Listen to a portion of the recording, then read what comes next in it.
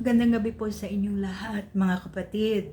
This is Teacher Carol at ako po ang tagapanguna sa inyo ngayong gabi sa ating pag-aaral tungkol sa depression. One of the mental health challenges that are really ravaging the world today pero hindi masyadong pinag-uusapan. Bago tayo magpatuloy, gusto ko lang munang manguna sa isang panalangin. Can you join me? Manalangin po tayo. Let's bow our heads in prayer.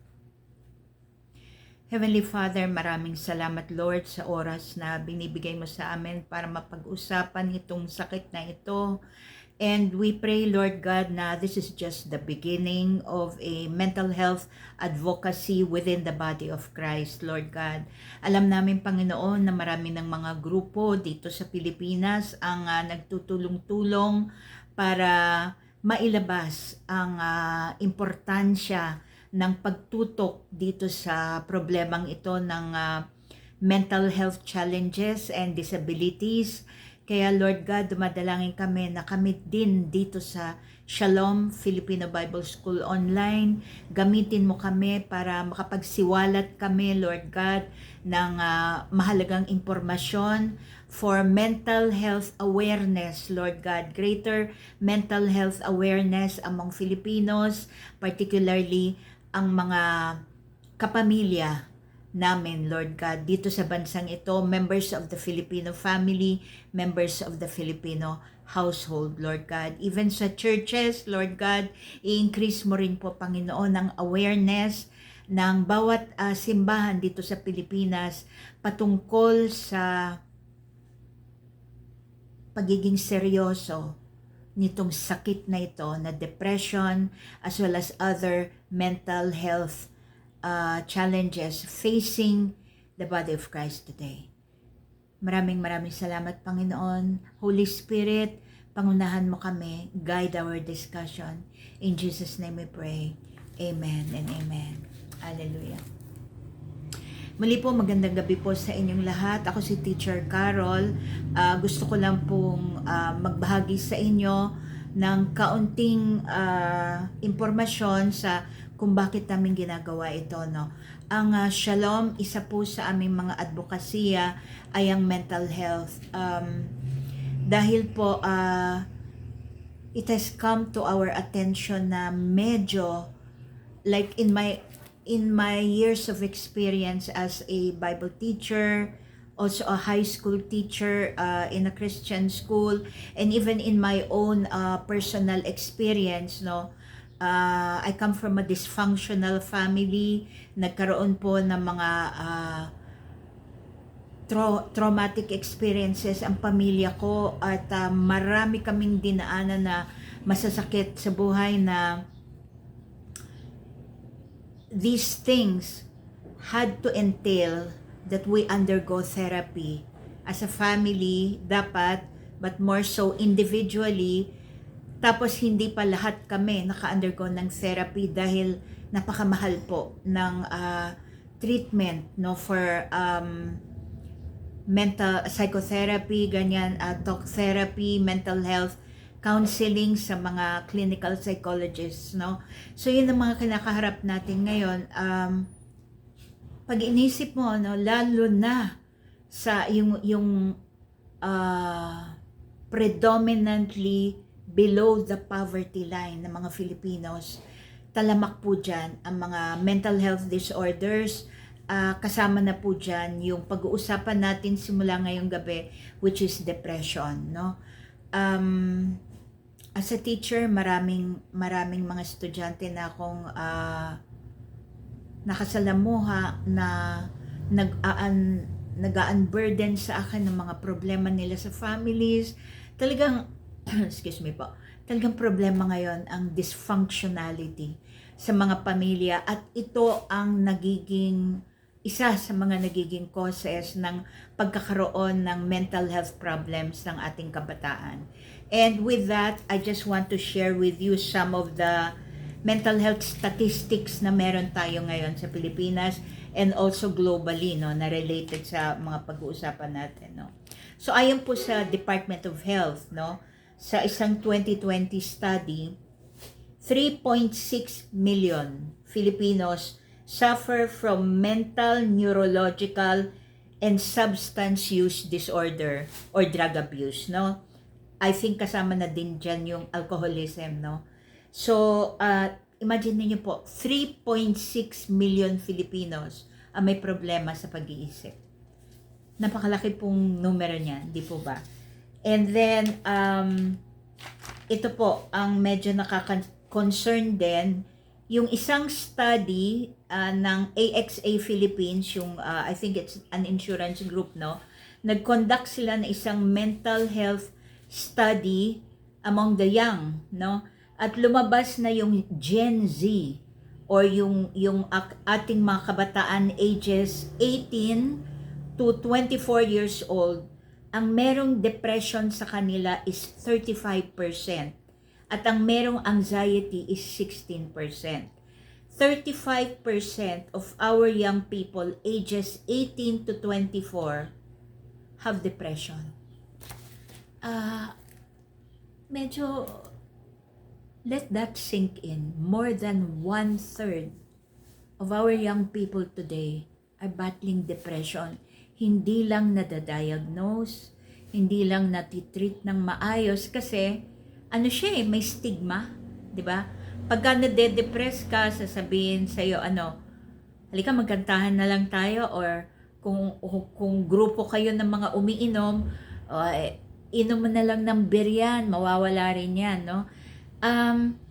Ito yung sabi ng DOST, Department of Science and Technology, Philippine Council for Health Research and Development. Sabi nila, mental illness is not a popular diagnosis in the Philippines and is rarely acknowledged and most of the time dismissed, no?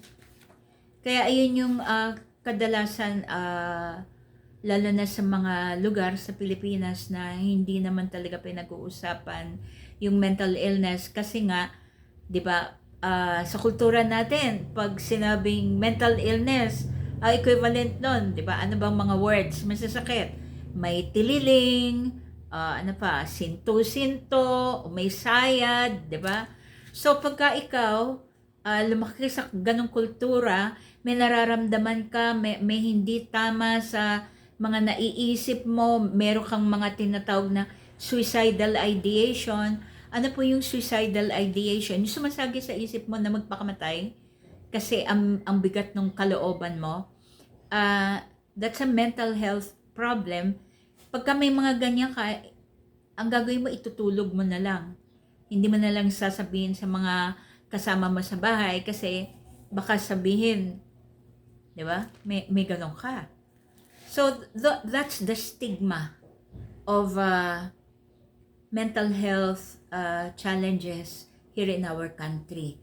Kaya andito ang Shalom kasi hindi ako matatakot magsabi sa inyo na I battled childhood depression, and as a result of that, kasi galing din ako sa dysfunctional family, sa mahabang pag-uusap po ito, no? Pag-uusapan din natin yung epekto ng pagpapalaki natin sa mga anak natin.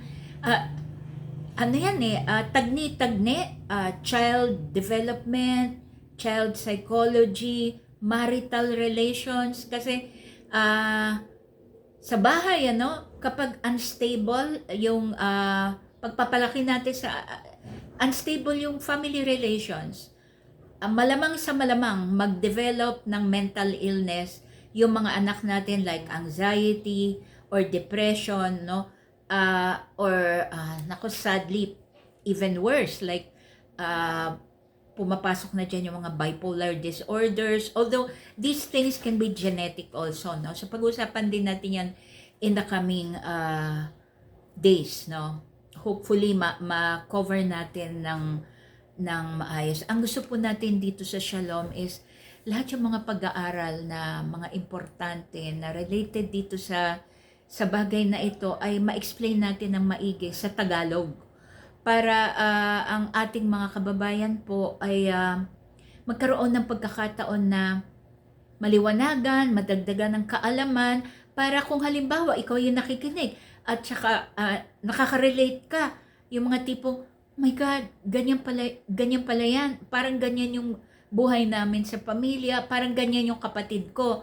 'Di ba? Magagawan mo ng paraan, mapag-uusapan sa pamilya, at pwede kayong kumonsulta sa mga specialists like clinical psychologists or psychotherapists or mga RGC, registered guidance counselors, depende sa level or tindi nung mental health challenge na kinakaharap. No, so bakit importante ito? Kasi mayroong mga katulad ni Robin Williams na bukod sa nag-battle ng depression, even while he was very sikat na artista, no? At saka komedyante pa yan, nagpapatawa pa yan, di ba? Tawa tayo ng tawa sa mga palabas niya. And then, all the while, meron pala siyang depression, no? So, what does that mean? Pwedeng tumatawa ang isang tao, pwedeng normal ang kanyang pakikitungo sa iyo, pero meron siyang sakit sa isip. And in August 2014, coupled with a naka-aggravate, I think, yung dementia na tumama sa kanya, no? At the age of 63, he committed suicide. Nagpakamatay si Robin Williams. Ganon din po yung isang, ito yung lagi kong ginagamit na example pagka pinag-uusapan yung mental health sa mga gatherings na kung saan ako yung nagsasalita, yung si Pastor Jared Wilson, mega church pastor yan sa US.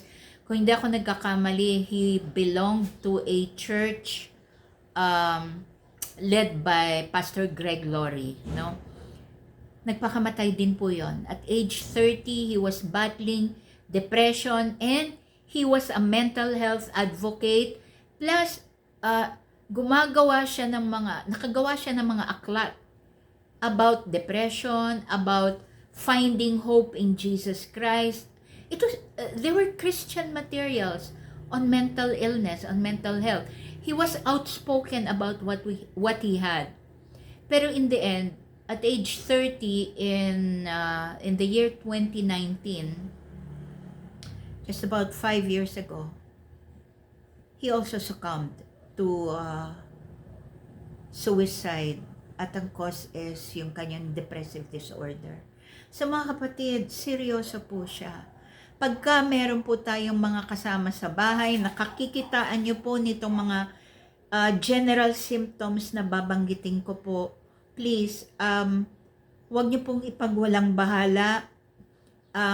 Magre-release po ako dito sa video na ito ng link to free mental health services dito sa Philippines. Although hindi ko sure kung updated yung list na yun, but definitely pwede po tayong mag-inquire sa DOH, Department of Health, sa PGH, Philippine General Hospital, sa Ateneo, Ateneo de Manila University, may mga mental health services din po silang ino-offer na libre. Let's make the most of these services, particularly pag, yun na nga, naramdaman nyo either sa sarili ninyo or sa mga kaanak ninyo or sa mga mahal sa buhay, sa asawa, sa karelasyon, sa kaibigan, may kinakikitaan kayo na ganitong mga sintomas. No? So, another grievous example, yung nangyari sa anak nung mag-asawang theater actors na sina Noni and Charmaine Buencamino. Alam niyo naman po yan, napaka-grievous. Hindi sila aware na may binabattle na severe depression yung anak nila. At syempre, shocking to a parent. Mabalitaan mo na nagpakamatay ang anak mo. And yun nga po yung sinasabi ko lagi, nakita ko yung mga drawings ng bata. Pag medyo aware ka sa mga senyales ng mental disorder, makikita mo sa drawings. They were macabre, very dark, and depressed, no? So, tayong mga magulang, tayong mga nanay, no? Tingnan natin yung mga drawing ng mga anak natin. Pagka medyo disturbing, kailangan kausapin na po natin yung mga anak natin at magtanong tayo and we monitor our children. Okay po? So, I hope this gets you interested dito sa pag-uusapan natin. Papasok na po tayo sa discussion natin. Napakahalaga po. Again, wait lang po, no? Ito po, dadagdagan ko pa po ang stats. Sa Amerika po, 1 in 5 Americans suffer from a mental disorder. 1 in 5. Sa global mental health statistics, noong 2022, 970 million people worldwide struggle with mental illness or drug abuse. 970 million worldwide. Grabe po yan. Ang dami po niyan. So, nakakalungkot kasi dito sa Pilipinas, ipinagwawalang bahala. Kaya napakaganda na meron na tayo ng Mental Health Act na ang may akda ay si Senator Risa Hontiveros. So, pag-uusapan din po natin yung batas na yan as we go along, no? And see kung paano natin magagamit yung batas para matulungan po natin yung ating mga sarili kung may battle tayo with a mental health challenge or kung meron tayong kasama sa bahay, no? Member ng family natin. Okay. Okay, ito pa isang stat. At some point in their lives, in our lives, no? Sa isang punto ng mga buhay ng mga tao na nabubuhay ngayon, 1 in 4 will be affected by a mental illness. 1 in 4. Grabe, no? Isa na ako dun. Tinamaan po ako ng severe depression from childhood all the way into adulthood, at ngayon may latak pa na ma-manage siya, no? I will discuss that with you later on kasi nga yung mga basta napakahalaga po talaga ng childhood ng isang bata. Yung predisposition mo to pain, na mababa yung tolerance level mo for pain dahil nasanay ka na nasasaktan ka palagi nung bata ka, may mga impact po yan. So tayong mga nanay, sana po subaybayan po natin itong mga pag-uusapan natin. Mga ama, yung mga pagtaas-taas ng boses, pagsigaw-sigaw, may mga epekto po yan sa mga anak natin. Okay po? Okay, let's go to this. Deaths.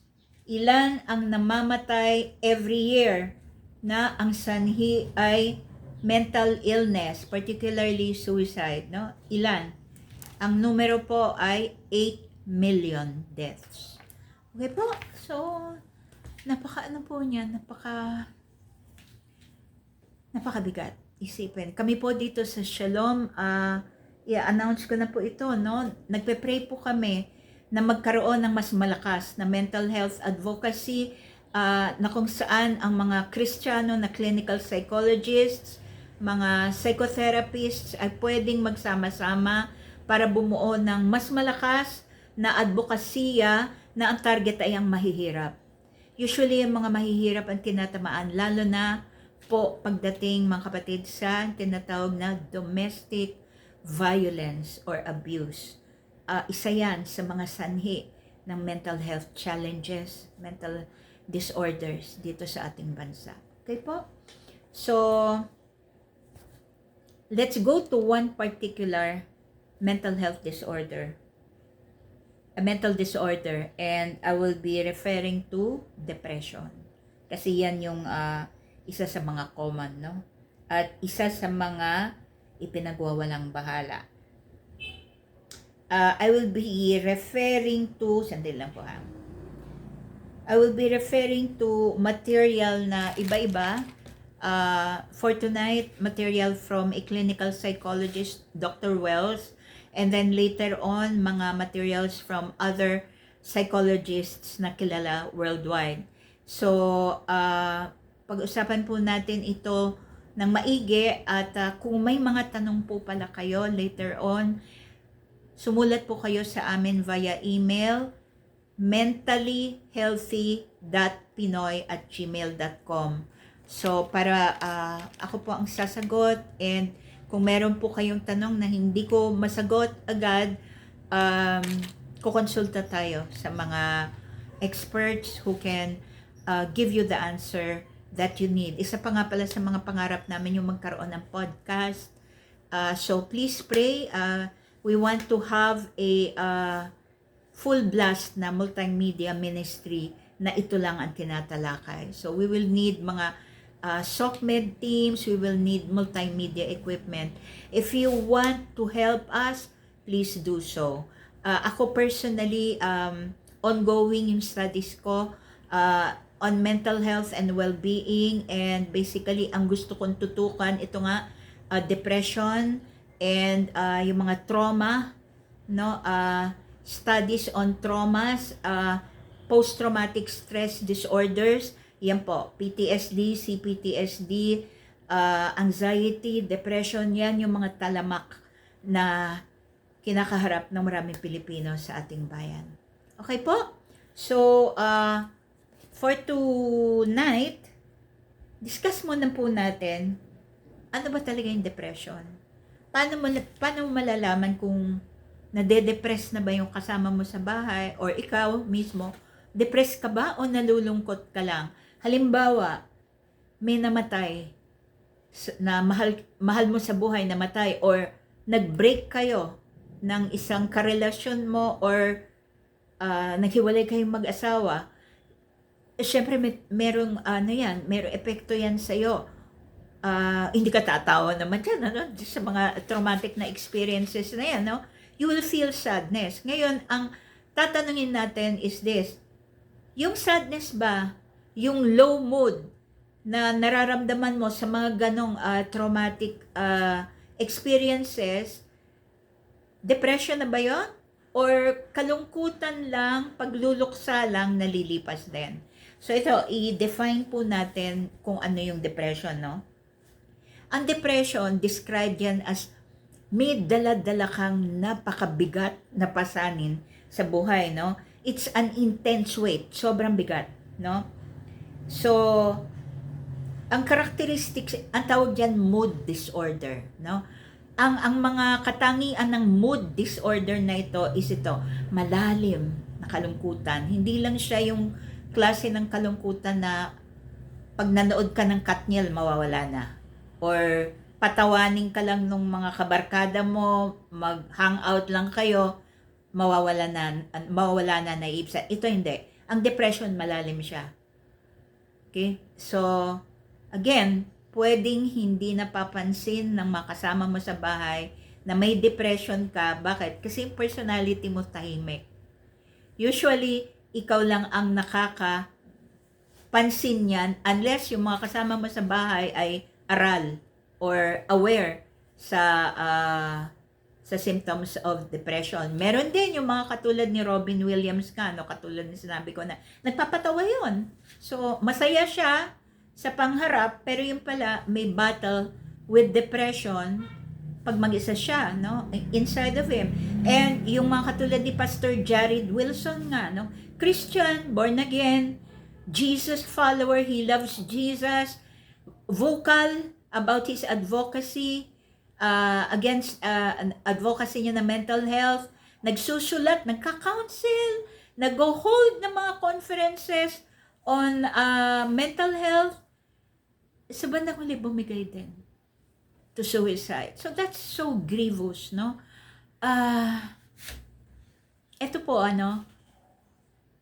walang nakakaalam kung ano yung talagang ugat, yung mapipinpoint mo kung ano talaga yung cause ng depression. We can only enumerate probable causes like traumatic events kasi based sa mga case studies. Pero yung may mag-pinpoint talaga na, ito yung cause ng depression. Pag meron ka nito, magkakaroon. Pag meron nitong event sa buhay mo na to, magkakaroon ka niyan. Wala po. So tayo bilang Kristiyano, ako bilang lingkod ng Panginoon, sa akin isa lang ang sagot niyan. It's a spiritual, it's not just a mental challenge, it's not just a mental illness, it's not just a physical disease, it's also spiritual. Pumapasok ang diablo dyan kasi di ba po, sa teolohiya natin, paniniwala natin bilang mga anak ng Diyos, nung pumasok ang kasalanan sa mundo, si Adam and Eve naman, bago si Satanas pumasok sa buhay nila, wala nang mga sakit yun, di ba po? They were in perfect communion with God. They were created in His image. So, we're assuming they were imperfect.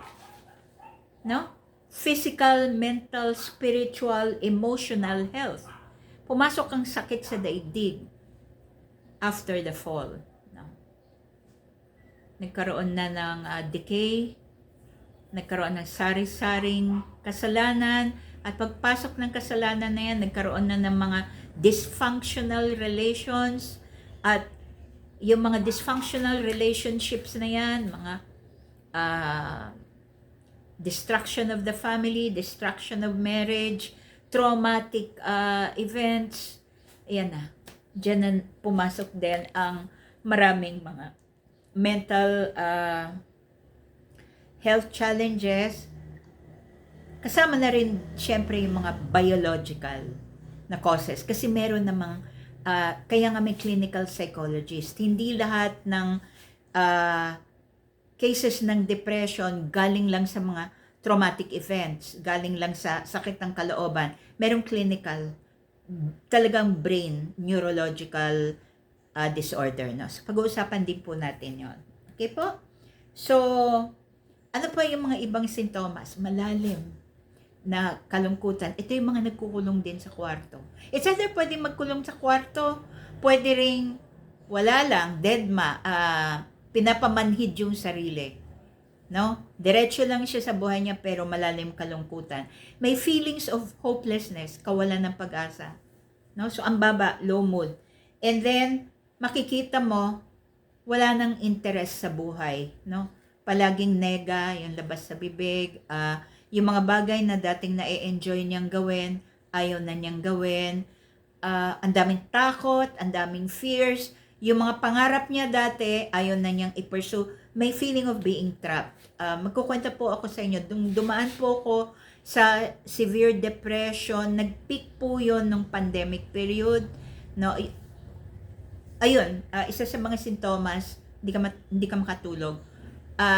Dumadanas po ako noon na 24 hours gising ako. Tulog yung mga kasama ko sa bahay, pero ako, pinapanood ko na yung pagsikat ng araw. Parang may takot akong matulog. And then sa araw, pagka gising lahat ng mga kasama ko sa bahay, doon naman ako tulog. Doon naman ako kukulong sa kwarto, inihintay ko maging busy silang lahat. Tapos, yung mga gawaing bahay, wala na yan. Yung pagluluto, yung mga things na dati kong nagagawa, wala na. Bumibili na lang kami ng Jollibee. Sinong gusto mong makausap? Hindi masasabihin yan sa mga kasama mo sa bahay kasi unang-una, ikaw mismo, di mo rin masyadong naiintindihan yung nangyayari sa'yo. So, itong mga bagay na to, mga behavior na yan, nung nakwento ko na, nung nagpa-therapy na ako, doon ko na naintindihan. These are the things, ito yung mga behavior. So, mga kapatid, habang nakikinig po kayo dito, hindi ko alam kung may mga kasama kayo sa bahay na depressed. For all you know, yung mismong pastor nyo dumadaan sa depression because pastoring is a high-stress job. For all you know, yung head ng church nyo is just, nagtatry na lang to keep it all together because yun yung expectations. He has to do this because this is his job. Baka hindi po nadadiagnose, baka meron na pong severe anxiety, depression niya, kinikim-kim niya. Mga kapatid, I'm praying na you will have your own mental health ministries sa inyong mga churches para mapag-usapan ito. Maagapan po. Huwag na tayong magkaroon ng isa pang Jared Wilson dito sa Pilipinas. Okay po? So, ayun po, no? So, pag hindi ka aware sa mga nararamdaman mo, feeling mo lang parang abnormal ka, feeling mo lang parang wala ka ng gana sa buhay, naghihintay ka na lang na magbago. Baka hindi mo alam may severe depression ka na. Lalo na, isa po sa mga senyales is yung meron ka ng suicidal ideation. Yung sobrang wala ka ng pag-asa, gusto mo na lang tapusin lahat. Kahit hindi mo gawin. Pero pag pumasok na yan kaya po ideation hindi pa siya suicide. Meron ka lang, parang nangangarap ka lang na ganon. Nag-iisip ka lang na naglalaslas ka or umiinom ka ng lason or gusto mong sumakay sa kotse mo, i-drive yan papunta sa bangin. Those are examples of suicidal ideation. That's a symptom already of severe depression. Okay po? So, again po, huwag mahiya na kumonsulta sa mga experts on mental health professionals pag nakakaramdam po tayo ng ganyan. Mas maaga po na maagapan kaagad, mas mabuti. Kasi isipin, alalahanin po natin yung mga anak natin, mga mahal natin sa buhay, and bigyan natin yung mga sarili natin ng chance na maging masaya, na maging well-rounded, na maging maayos ang ating mga pag-iisip. Kasi ganun tayo kamahal ng Panginoon. He wants us well. Amen po? Hindi gusto ng Panginoong Jesus na may sakit tayo. And sa mga kapatiran natin na naniniwala sa warfare, by all means, naniniwala po ako dyan, spiritual warfare, deliverance, prayer sessions. Prayer changes things. There's power in prayer. I believe in the miraculous. Kayang-kayang magpagaling ng Panginoon instantly, no? Ang akin lang, no, malaking bagay din po na naiintindihan natin what we're dealing with. Amen po? Para pag nag-pray tayo sa Lord, anong direction mo? Ika-cast out ba namin ito? Or gusto mo, meron siyang therapy, meron siyang rehab, or whatever yung clinical psychologist will say na dapat niyang daanan. Lahat yan ipapag-pray, no? Hindi natin inaalis yung spiritual kasi napaka-importante po nung spiritual. This can be attacks on the family, attacks on you as a minister of the gospel, attacks on you as a child of God. Okay po? So lalabanan po yan in every way na available. Yun po. Okay po? So, ano yung 3 major things na pwedeng mag-cause ng depression? Okay? Isa, yung magkasakit ka ng matindi. Example, na-diagnose ka with cancer. Pwede ka magkaroon ng anxiety and depression dyan. In fact, may studies na yung mga na-diagnose dito sa Pilipinas, no, ng congenital heart disease. Nag-develop, mataas yung percentage ng mga nag-develop ng anxiety and depression because they were diagnosed with a heart disease. Pwede yun. So, pwedeng pain, pwedeng, yun na nga, sinasabi ko, emotional pain, heartbreak, yung like, meron kang matagal nang nakasama sa buhay, asawa mo, na feeling mo, hindi mo kayang mabuhay nang wala siya. So, kung gano'n yung level ng relationship, that can cause depression. Pwedeng yung halimbawa, yung mga traumatic events, like, huwag naman sana mangyari, namatayan ka ng anak, namatayan ka ng apo, anything that can cause you pain. Pwede rin physical pain, no? Yung maputulan ka ng paa, ganyan. So, yung mga ganon, anything that's a source of extreme pain can also be a source of depression. Okay? And ito pangatlo, common sa ating lahat, high stress. Okay po, pag-usapan lang natin yung stress. Mga kapatid, lalo na yung mga nagtatrabaho sa mga call centers, call center agents. Isa yan sa mga napaka-stressful na trabaho kasi una-una puyat ka. Ikalawa, yung mga kliyente mo, marami dyan toxic, no? So, hindi pa natin pag-uusapan yung kalakaran sa opisina, no? Let's just do a okay, kahit dito lang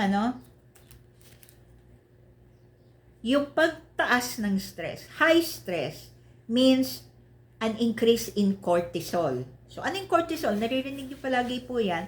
Ano po yan? Hormone na sinisecrete ng adrenal glands natin, no? Yung cortisol levels, pag tumaas yan, may impact yan sa serotonin natin. So, ano yung serotonin? Yun yung mga mood regulating molecules natin. Serotonin, yan. Mga dopamine. Kaya nga, yung yung pag-eehersisyo, mga kapatid. Ako, napaka-importante niyan. Ako talagang struggle ko yan. Pero kailangan ko talagang, right now, nag-aano lang ako, tawag dito, moderate dancing, tambourine worship sa Lord. Pero I believe na kailangan ko yung mas rigorous na exercise. Dahil nga dito, it has been, alam niyo naman po to, scientifically proven that exercise reduces stress. Okay po? Tumataas yung dopamine levels natin, nagiging mas masaya tayo. So, may impact sa mood. Ang depression po is a mood disorder. Kaya diba pansinin niyo po, karamihan ng mga depressed nagkukulong sa kwarto. Magkukwento po ako sa inyo, no? Nung nagkaroon ako ng heartbreak, yung personality ko kasi. So, ayun pala, sabihin ko sa inyo, no? Hindi lahat pare-pareho ng response sa mga triggering events, no? Like, merong iba, pag namatayan ng asawa, iiyak, magluluksa, magmumorn, pero nakakaya pa rin nila na malabanan yung negative emotion, they continue working, at maya-maya nakaka-adjust na. Meron namang iba na hindi, hanggang sa mamatay sila. Dala-dala nila yung pain of losing their spouse. So, iba-iba, no? In my case, may pagka introvert ako, may pagka subdued ako in terms of my own emotions, na ano ko yan yan yung sinasabi ko, na pagka na-condition ka, habang bata ka pa na huwag mag-express ng emotions, you just keep doing, gawin mo lang kung ano sinabi ng mga magulang mo, di ba? Yung kultura natin sa Pilipinas, no? Na parang, di ba? Sa English, children are better seen, not heard. So, wala kang boses. Di ba? At saka yung kultura nga natin, di ba? Minsan, unfair si nanay. Minsan, unfair si tatay. Sobra kong magalit. Di ba? Ikaw na anak, na feeling mo, sobra naman yung nila, yung punishment nila sa akin, parang hindi makatarungan. Ikaw gusto mong mag-express, teka muna ma, teka muna pa, parang, teka muna, ang unfair niyan. Tapos, ano ang usual na sagot ng magulang na Pilipino? Marunong ka na sumagot! Wala kang respeto! Tumahimik ka! Di ba? Ganyan usually yung kultura natin. Akit ka! Doon ka sa kwarto. Huwag ka lalabas dyan. Di ba? Ganyan. For even the tiniest na mistake, no? So ako, basically, lumaki ako dun sa ganong typical na pagpapalaki ng mga anak, no? Yung old-fashioned way na ang taas ng expectations sa'yo, di ka pwede masyadong magsalita, no? Opo ka lang ng opo. Don't get me wrong, I love my parents. They love me very much. Sobrang overprotective nga. I'm very grateful for what they've done for me. Kaya lang yung style nung pag mold sa akin para maging matino ako, ang nag-e-epekto sa akin, hindi ako as outgoing as others, hindi ako as expressive of myself as others. Nagkaroon ako ng tendency na itago ko yung nararamdaman ko and just keep on performing. Yun ang sinabi sa akin ng therapist ko. Na-condition ako to keep performing. Perform. You just do what you're expected. Wag ka nang makaramdam. So na-carry ko yon into my life as a married woman and as a mother. So yung depression ko from childhood, nagtuloy-tuloy yon. Yun yung sinabi nung therapist, hindi ko nang pinapansin. So yung mga ganang mga kapatid, so yung upbringing, no? So yun yung sinasabi ko, prolonged stress. Lalo na yun, years. So, in our next episode, pag-usapan natin iba-ibang klaseng depression, no? So, yung mga prolonged, merong depression na episodes lang, merong depression na that can last for months and even years, no? Na in my case, ganun yung nangyari, no? And then, so, isang major cause yun ng stress. Yung ikalawa, mataas ka, yun nga, yun yung case ko. Mataas yung risk mo of depression pag may pagka-perfectionist ka, may pessimistic, no? Self-critical, mababa self-esteem mo, no? Ako po, basically, no, nagtataka pa yung mga ibang kaibigan ko, ha? Mababa pa self-esteem mo yan? If that, halos, nasa top 10 ka palagi sa klase. Precisely. I was driven to perform academically when I was a child. So, pagka hindi ko nami-meet yung standards ng nanay ko, makakarinig ako ng masasakit. So, ang nangyayari, pinapamanhid ko yung sarili ko dun sa hirap ng pag-aaral. Pagka exam period po, kinukulong ako niyan sa kwarto. Tinatawanan ko na ngayon, pero ang hirap po. Walang labasan po yun. Lalagyan lang nila, dadalhan lang nila ako ng pagkain para makapag-memorize ako ng makapag-memorize. And I thought when I was young that was normal. So, yung mga ganon, nagde-develop po yun ng mababang self-esteem sa bata pagka hindi nami-meet yung standard ng magulang. So, pagka nagtrabaho yan, ganun din. Pag nagka-boss, mababa ang self-esteem niya pag hindi niya ma-meet yung standards ng boss. Pag nag-asawa, mababa ang self-esteem niya pag critical yung asawa sa ginagawa niya. Pag nagkaanak, mababa rin ang self-esteem niya pag feeling niya failure siya para ibigay yung kailangan ng mga anak niya. Tumatakbo po siya ng gano'n. So isipin po natin kung paano natin pinalalaki ang ating mga anak at isa pa po, kung paano tayo lumaki. Ayan na po. So, yung child psychology natin, pinapass on po natin. May connection din po sa Bible, generational sins, no? Yung mga ugali na galing pa sa mga ninuno natin. Pasa-pasa yan. Kung paano tayo pinalaki, subconsciously, ganun din natin napapalaki yung ating mga anak. Okay po? So, yun. So, first is high stress. Second, low self-esteem, no? And ito po, yung second cause of increased risk of depression, meron yan sa mga families na may abuse, may domestic violence. So, later on, dito sa Shalom, maglalabas pa po kami ng mga talks about that. Okay po? Ako 42 minutes na. Sabi ko 30 minutes lang. O, magtatapos po ako dito. Itutuloy po sa episode 2. No, i-announce ko na lang po within the week then. So, yung third is yung nga nasabi ko na death, loss, heartbreak. Okay? So, that will produce depression, no? Especially para dun sa mga nagpapakita na meron silang disposition towards depression. Yung tipong personality mo, ganon. Hindi ka masayahing bata. Yung iba kasi, pagka na heartbroken, magpapalit lang ng boyfriend or girlfriend yan. Ako po, ang personality ko, kaya hindi ko ako nakarami namang, hindi ako nagpapalit. Very intense po ako pag nag-commit ako sa relationship. Kaya pagka nasira yung relationship, grabe din po yung epekto sa akin. Yung unang naging boyfriend ko po, yung breakup po namin kasi, magkukwento na lang po kasi niloko po ako. May asawa pala siya. Excuse me po. Ang naging epekto po sa akin noon when I was, I think, 22 years old, sobrang sakit po. Hindi na ako kumakain.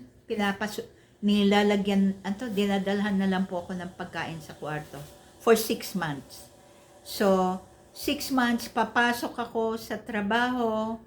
Mga nag-absent pa ata ako noon. Pero pag uuwi ako sa bahay, wala nang kainan yon. Parang going through the motions ka na lang. So, that's a major depressive episode. Okay po? So, ayun po. Magtatapos po tayo dito tonight. I hope marami po kayong napulot. And I pray na mag-notebook po kayo Just list down what you're hearing. Review lang po ng review. Tingnan nyo po. Backtrack po kayo kung paano kayo pinalaki. Baka meron kayong ganon. And then tingnan po natin yung mga anak natin. Ano yung epekto niyan sa ating mga anak, no? Again, if you want to share, if you want to write down your story, I would love to read your stories. Confidential po yan. Wala pong ibang makakabasa kundi ako lang po. Sumulat po kayo sa, ano nga ba yung bago namin email? Mentally healthy, magkadugtong po yon, tapos .pinoy@gmail.com. Ako po si Teacher Carol. Maraming salamat sa pakikinig, and let's just close in prayer. If you have questions, email lang po kayo. Ipopost ko po dito sa, kung saan niyo po makikita ito, yung free mental health services listing na meron tayo online. I-check nyo na lang po kasi yung iba doon parang hindi na nagfa-function. But definitely, matutulungan po kayo ng DOH. Tawag lang po kayo doon. PGH, and then yung sinabi ko po kanina, Ateneo. Meron po tayong list ng hotlines. Okay po? Maraming salamat sa inyong lahat from Shalom Filipino Bible School online. Magkita-kita po tayo sa susunod. Let's come together in prayer. Heavenly Father, maraming salamat, Lord, at natapos namin ang pag-aaral na ito. Lord God, patuloy mo kaming tulungan dito sa aming mental health advocacy. Tulungan mo kami na ikalat itong mensaheng ito sa maraming mga kababayan naming Pilipino na delikado ang lagay, Panginoon, in terms of their mental health, Lord God. And I pray, Lord God, for transformation of the Filipino family, Lord God, for revival in our churches. Let your Holy Spirit take over our churches, Lord God. Tanggalin mo ang impluensya ng dyablo sa aming mga pamilya, sa aming mga churches, Lord God. Destroy the attack of Satan upon our families, upon our churches, and upon our personal lives. We know that the victory belongs to you alone, O Savior King, our Master and Lord, our beloved Jesus Christ. We praise you, Father, Son, and Holy Spirit. Amen and amen. Tapos na po tayo. Maraming salamat. Muli po, ito po ang Teacher Carol ng The Mentally Healthy Pinoy FB page. Post lang po kayo doon pala at mag-message din po kayo sa amin. Sasagot po ako. God bless you. Real Shalom be yours today and always. Amen.